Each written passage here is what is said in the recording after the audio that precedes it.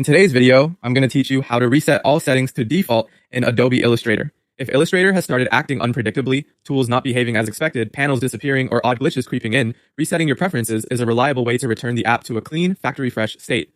This reset affects your application settings only.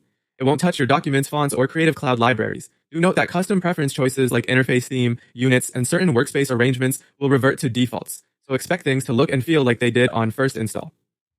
Start by opening Adobe Illustrator. Once the app is running, you'll head straight to the Preferences. On Windows, go to the Edit menu and choose Preferences. On macOS, open the Illustrator menu and choose Preferences. This takes you into the control center for how Illustrator behaves. In the Preferences window, select General from the list on the left.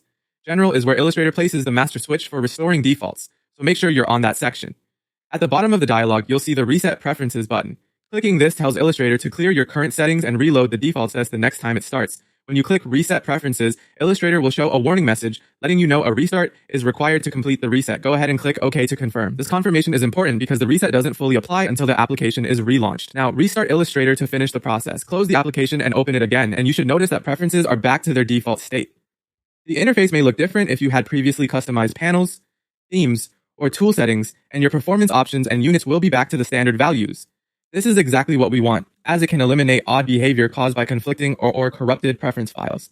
After the restart, take a moment to verify the reset worked by opening Preferences and glancing through General and any sections you commonly tweak.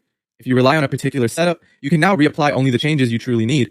Many users find that reconfiguring with intention helps keep Illustrator stable and efficient over the long run. And that's it. You've successfully reset all settings to default in Adobe Illustrator, giving yourself a clean foundation to work from and often resolving persistent quirks in a single pass.